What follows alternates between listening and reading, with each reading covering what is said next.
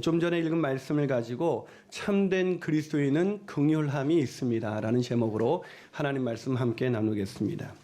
하버드 대학의 교수이자 베스트셀러 작가로 우리에게 잘 알려진 헨리 나우엔이 어느 날 긍휼이라는 제목의 책을 쓰기로 결심을 했습니다.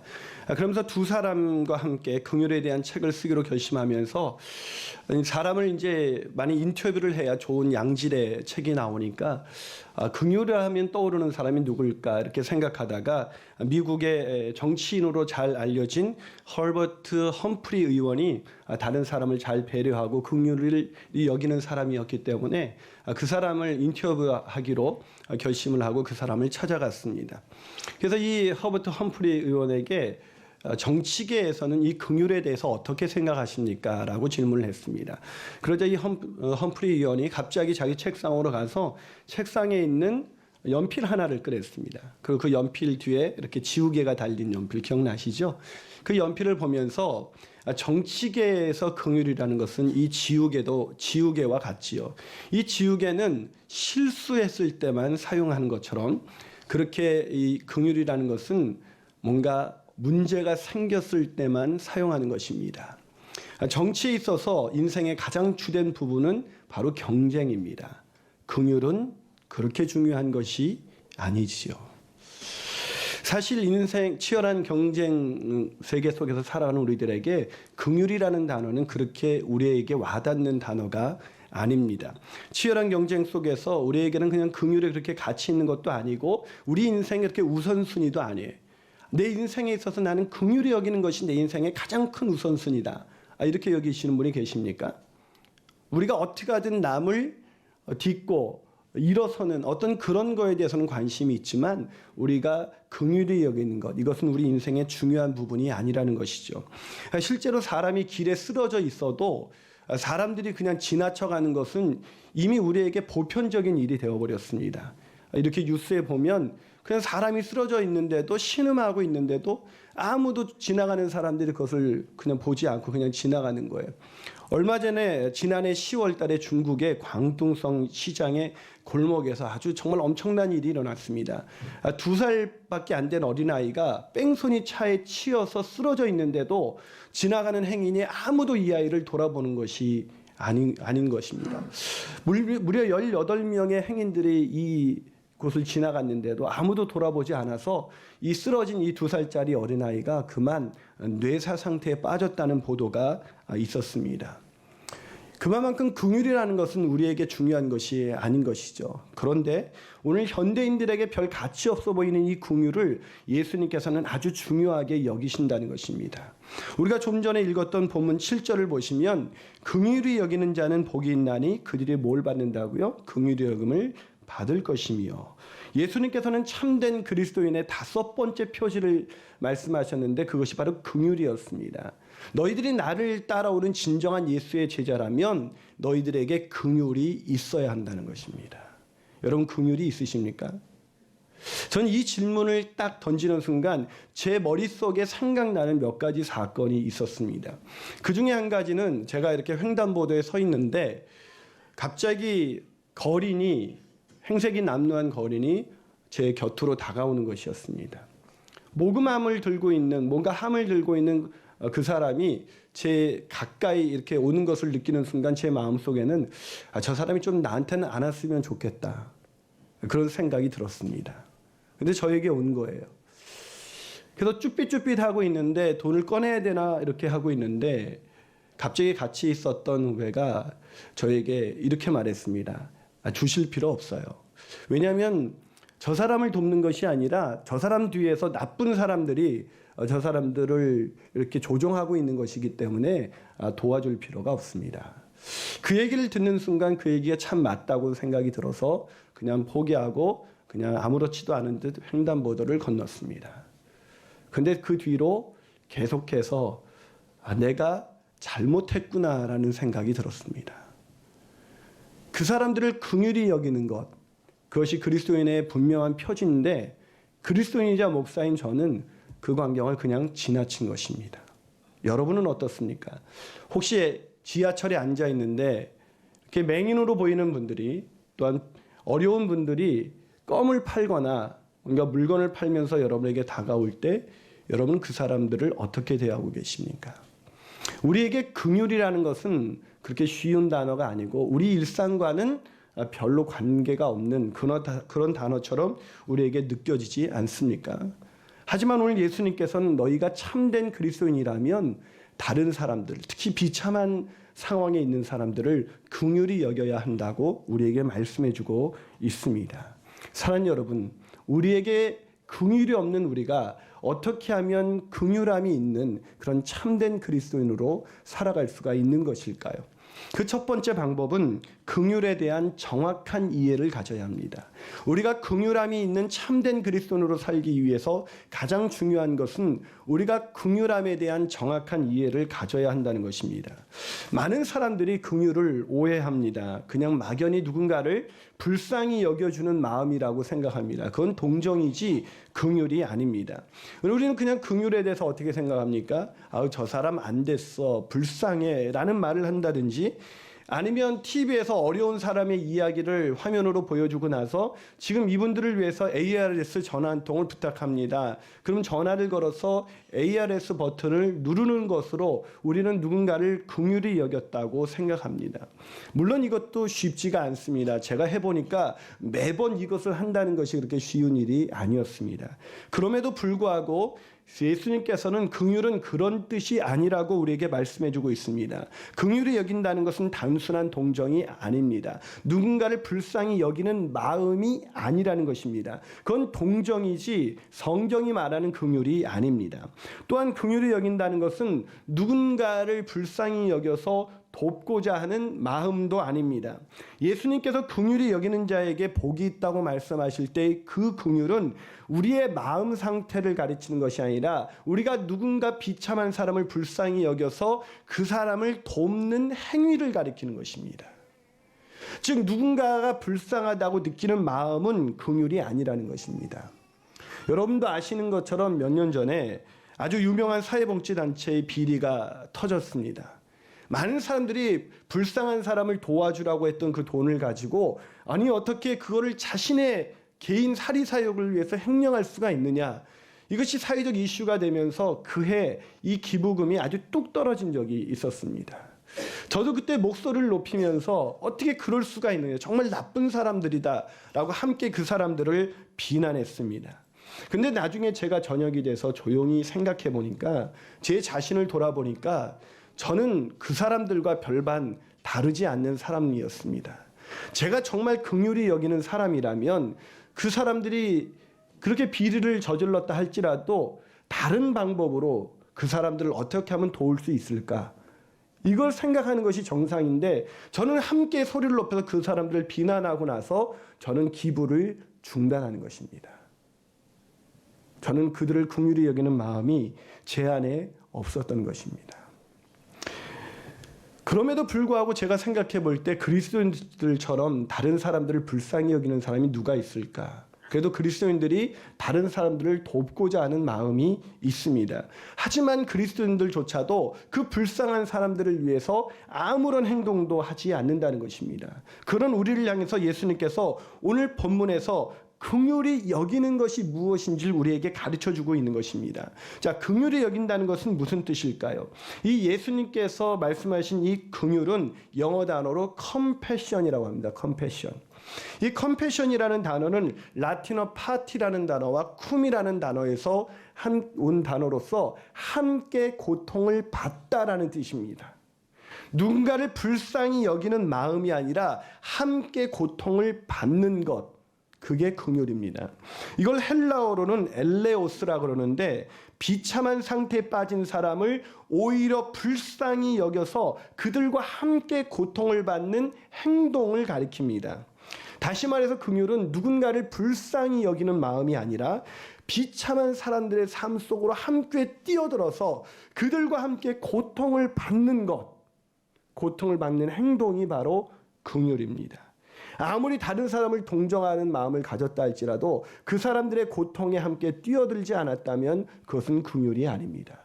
또한 아무리 많은 돈을 기부했다 할지라도 그 사람들을 불쌍히 여기는 마음이 없었다면 그것도 긍휼은 아닌 것입니다. 긍휼히 여기는 것, 그것은 그 비참한 사람들이 마치 내일처럼 여겨서 그들의 삶 속으로 함께 뛰어들어서 그들과 함께 고통을 받는 것입니다. 예수님께서 우리를 불쌍히 여기셔서 그 하늘 영광 보좌를 버리시고 이 낮고 천한 땅에 오셔서 우리와 함께 고통을 받으시는 것, 그게 바로 긍휼입니다. 사랑하는 여러분, 여러분은 다른 사람을 긍휼히 여기십니까? 이 긍휼의 정의를 제대로 알고 나니까 김 목사가 다른 사람을 제대로 긍휼히 여긴 적이 없었습니다. 물론 제가 기부를 안 했거나 누군가 구제를 하지 않았다는 걸 의미하지 않습니다. 저는 그러나 구제를 하면서도 기부를 하면서도 예수님이 말씀하신 이 긍휼을 실천한 적이 없었던 것입니다. 사랑하는 여러분, 긍휼의 뜻을 올바로 아십시오. 긍휼은 누군가를 불쌍히 여기는 것이 아니라 그 사람들과 함께 고통을 받는 것, 그것이 바로 긍휼입니다. 한 발 더 나가서 우리가 어떻게 긍휼함이 있는 그런 참된 그리스도인이 될 수가 있을까요? 그 긍휼의 두 번째 방법은 긍휼이 필요한 자신의 상태를 깨달아야 한다는 것입니다. 긍휼이 필요한 상태, 자신의 상태를 깨닫는 것이 긍휼을 실천할 수 있는 두 번째 방법입니다. 제가 미국에서 함께 공부했었던 목사님이 페이스북에 자신이 비행기에서 경험했었던 일을 얼마 전에 그 페이스북에 올려놨습니다. 이분이 미국에서 목회를 하고 있는데 한국에 나왔다가 미국으로 들어가면서 비행기 기내에서 있었던 일을 그 페이스북에 올렸습니다. 내용이 이렇습니다. 어제 미국으로 돌아오는 대한항공 기내에서 있었던 일입니다. 식사를 마치고 커피 한 잔을 하면서 영화 한 편 볼 수 있는 최적의 시간, 가장 평온한 그 시간에 갑자기 모니터가 멈추고 이어폰으로 기장의 다급한 목소리가 전해졌습니다. 손님 중에 피를 토하는 응급 환자가 있어서 의사 선생님을 찾는다는 내용이었습니다. 승객 중 4분의 다국적 의사 선생님들이 지원을 해주셨고 그들은 비닐 옷과 장갑을 끼고서 피범벅이가 되어가며 환자를 돌아보았습니다. 그들은 환자의 생명을 위해 큰 병원으로 긴급 후송을 해야 한다는 진단을 내렸습니다. 비행기는 신속한 리더십 회의를 거쳐서 거의 직각으로 항로를 변경하여 알래스카 앵커리지에 착륙했습니다. 빙하와 설원이 창을 통해 시야에 가득 들어오더니 눈밭에 난 활주로에 사뿐히 내려앉았습니다. 이내 안전 요원들이 뛰어들어왔고 구급차가 창밖에서 대기를 하고 있었습니다. 비행기는 이륙을 위해서 다시 연료를 공급받고 비행 허가를 받기까지 1시간을 기다려야 했고 항로 변경으로 인한 추가 시간을 포함하여 총 3시간이 추가로 소요되었습니다. 그런데 단 한 사람도 불평하는 사람이 없었습니다. 그것은 생명을 살리는 일이었기 때문입니다. 그 사람이 나일 수도 있었기 때문입니다. 이 글을 읽으면서 마음에 감동이 왔습니다. 그래, 살다가 얼마든지 누구라도 그런 상황에 처해질 수밖에 없는 것이 인생인데 라는 생각이 들었습니다. 그 사람이 나일 수도 있었기 때문입니다. 우리가 인생을 살면서 다른 사람의 그 비참한 모습이 나의 모습일 수 있다라는 생각을 갖는다면 우리가 절대로 그냥 지나치는 법은 없을 것입니다. 내가 그 형편에 처해 본 사람은 다른 사람의 아픔을 절대로 그냥 지나칠 수가 없습니다. 동병상련회라는 말이 있듯이 우리가 비참한 상태에 처해 보면 그 비참한 상태에서 누군가의 도움을 간절히 기다리는 그 사람들의 마음을 결코 외면할 수가 없을 것입니다. 순간 제 마음속에 깨달음이 왔습니다. 내가 다른 사람을 긍휼히 여기지 못하는 것은 내가 긍휼히 여김을 받아야 되는 그런 비참한 사람이라는 사실을 잊어버렸기 때문이구나. 그것이 나일 수도 있다는 생각을 까맣게 잊은 상태에 있기 때문에 제가 다른 사람들을 긍휼히 여기지 않는 것이었습니다. 여러분 오늘 본문 7절을 다시 한번 보시겠습니까? 자, 7절을 다시 한번 읽어주세요. 읽습니다. 시작. 자, 이 말씀을 잘 읽어보시면 이 말씀이 전제하고 있는 것이 있습니다. 긍휼히 여기는 자는 복이 있나니 그들이 뭐를 받는다고요? 긍휼히 여김을 받을 것이다. 이 말씀이 전제하고 있는 것은 우리도 긍휼히 여김을 받아야 하는 존재라는 것입니다. 내가 다른 사람을 긍휼히 여길 때 하나님이 우리에게 주신 축복이 뭐냐면 우리를 긍휼히 여겨주신다는 것입니다. 그 말은 우리가 긍휼히 여김을 받아야 되는 그런 존재라는 것을 전제하고 있는 것입니다. 여러분 아시지 않습니까? 우리가 어떻게 그리스도인이 되었습니까? 죄와 허물로 망가진 비참한 우리가 어떻게 그리스도인이 되었습니까? 죄와 허물로 인해서 철저히 망가져서 그냥 당연히 지옥에 누군가가 쳐 집어넣어도 하나님 앞에 할 말이 없는 우리가 아니었습니까? 죄로 인해서 마땅히 죽어야 되는 그런 비참한 인생이 바로 우리의 모습이었지 않았습니까? 그러기에 베드로전서 2장 10절은 우리에게 이렇게 말씀하고 있습니다. 너희가 전에는 백성이 아니더니 이제는 하나님의 백성이요 전에는 긍휼을 얻지 못하더니 이제는 긍휼을 얻은 자니라. 우리가 긍휼을 얻었기 때문에 하나님의 백성이 됐다는 겁니다. 이 죄와 허물로 망가져서 비참한 인생을 살아갈 수밖에 없는 우리를 위해서 하나님께서 그 하늘 영광 보좌를 버리시고 이 낮고 천한 땅에 오셔서 우리를 위하여 고통을 받으시고 십자가의 고난을 받으셨기 때문에 우리가 구원받아 하나님의 백성이 되었다는 것입니다. 사랑하는 여러분, 하나님의 긍휼이 없었다면 우리의 영혼은 이렇게 살 수 있는 사람들이 아니라는 것입니다.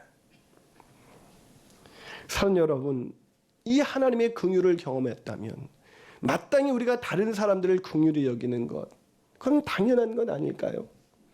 내 영혼의 비참한 상태를 경험했던 사람이라면 우리가 또 다른 사람들을 불쌍히 여기는 것, 그것은 너무나 당연한 것입니다. 하나님께서 나 같은 죄인을 위해서 그 십자가의 고통을 당하셨습니다.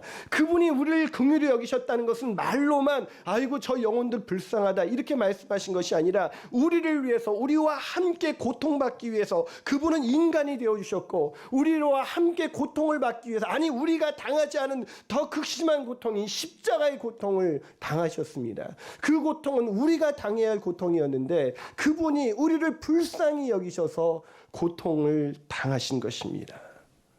사랑하는 여러분, 하나님의 긍휼이 아니라면 단 한순간도 살아갈 수 없는 존재가 바로 우리였다는 것입니다. 그걸 우리가 벌써 잊은 것은 아닐까요? 그냥 원래 내가 긍휼히 여김받지 않아도 될 만한 존재라고 생각하기 때문에 우리는 다른 사람의 비참한 모습을 보면서도 냉정합니다. 쓰러져 있는 사람을 일으킬 줄 모릅니다. 죽어가는 영혼들을 보고도 안타까워하지 않습니다. 우리 마음속에 눈물이 마른 지가 이미 오래되었습니다. 쓰러져 죽어가는 영혼들을 바라보면서도 아무렇지도 않는 우리의 모습은 우리가 얼마나 비참한 존재였는가를 이미 잊은 지 오래된 그런 강팍한 영혼에서 나오는 표정들입니다.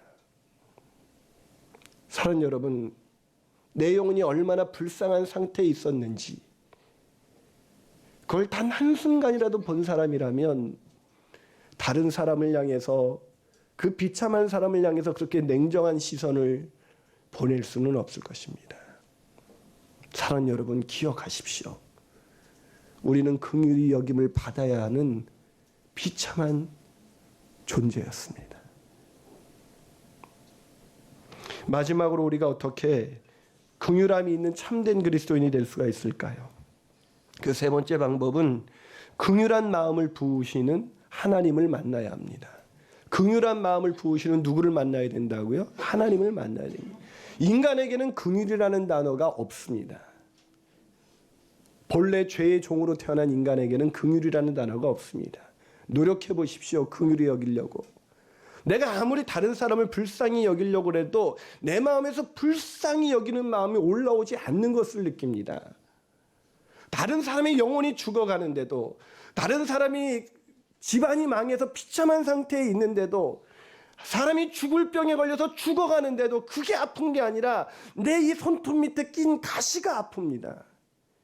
오죽하면 어떤 사람이 자기의 강아지가 죽었다고 아파하면서 울고 있는 것을 봤습니다.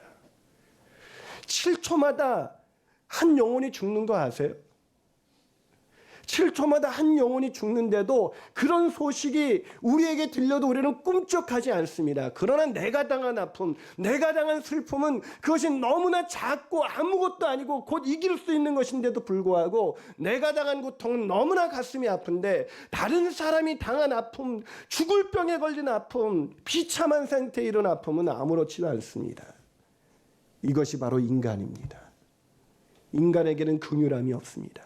그러기에 우리가 긍휼을 베푸는 인생, 누군가를 긍휼히 여기는 인생이 되기 위해서 가장 중요한 것은 이 긍휼함을 부어주시는 하나님을 만나야 합니다. 긍휼은 하나님께만 있습니다. 하나님이 아니고선 우리는 그 긍휼을 경험할 수가 없습니다. 사랑하는 여러분, 말씀을 드린 것처럼 긍휼이 필요하지 않은 사람은 아무도 없습니다. 그런데도 우리들을 보면 마치 긍휼이 필요하지 않은 사람처럼 살아가고 있지 않습니까? 그런 사람들의 인생 철학이 무엇입니까? 누군가에게 간섭받기도 싫고 누구를 간섭하기도 싫다. 이것이 오늘 현대인들의 그런 삶의 철학이 아닙니까? 왜요? 난 나름대로 선하게 살았고 다른 사람들에게 불편한 것 끼친 적이 없었기 때문에 나는 괜찮아. 무슨 얘기입니까?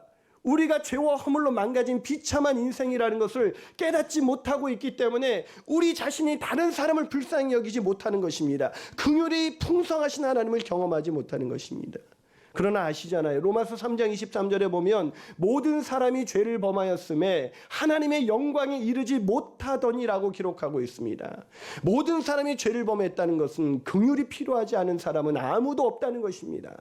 하나님의 긍휼이 있어야 우리가 살 수가 있고 하나님의 긍휼이 있어야 우리 가정이 회복될 수가 있고 하나님의 긍휼이 있어야 내 인생이 올바른 인생의 길을 걸어갈 수 있다는 것입니다. 그런데 우리는 긍휼이 필요하지 않은 사람처럼 살아가고 있습니다. 왜요? 하나님의 긍휼을 경험하지 못했기 때문입니다. 여러분, 오늘 본문 7절을 다시 한번 상기해 보세요. 긍휼히 여기는 자는 복이 있나니 그들이 긍휼히 여김을 받을 것이며, 이 구절이 누구에게 제일 먼저 전해진지 아십니까? 이 예수님의 말씀을 처음 들었던 사람들은 예수님의 제자들이었습니다. 여러분, 예수님의 제자들이 어떤 상태에 있었는지 아세요? 이 말씀을 들었을 때 제자들의 상태를 라영한 교수는 천국을 소유한 사람이라는 책에서 그 제자들의 모습을 이렇게 설명해 줬습니다. 그 책에 보면 제자들은 병자, 경제적으로 어려움을 당한 자, 억눌림을 받은 자, 버림받은 자들이 대부분이었다. 병자, 경제적으로 어려움을 당해서 망한 사람, 억눌림을 받은 사람, 버림을 받은 사람, 바로 그들이 예수님의 제자였습니다. 무슨 말입니까? 그들은 긍휼을 누군가에게 베풀어야 되는 사람이 아니라 오히려 긍휼히 여김을 받아야 되는 사람이었습니다. 그런데 왜 예수님께서는 너희들이 이제 긍휼히 여김을 받을 것이다 라고 말하지 않고 너희들이 긍휼히 여기는 사람이 되라고 말씀하셨을까요? 예수님 너무하지 않으세요? 병자입니다. 죽어가는 사람들입니다. 버림받은 사람들입니다. 억눌린 이 사람들에게 왜 긍휼히 내가 너희들을 긍휼히 여겨주겠다 이렇게 말씀하신 것이 아니라 너희들이 긍휼히 여기는 자가 되어야 된다고 말씀하셨을까요? 그것은 제자들이 주님을 만났기 때문입니다. 제자들이 주님의 긍휼하심을 경험했기 때문입니다. 인간에겐 긍휼이 없습니다. 그러기에 긍휼을 부어주시는 하나님을 만난 사람만이 긍휼을 베풀며 살아갈 수가 있습니다. 그 사람이 누굽니까? 바로 그리스도인이라 일컫는 예수님의 제자들, 그들만이 긍휼을 베풀 수 있는 사람들입니다. 주님은 여전히 세상을 끌어안고 싶어합니다. 하나님, 우리가 주님의 손이 되어서 그들을 끌어안을 수 있도록, 그들의 손을 잡아줄 수 있도록 우리를 사용해 주옵소서.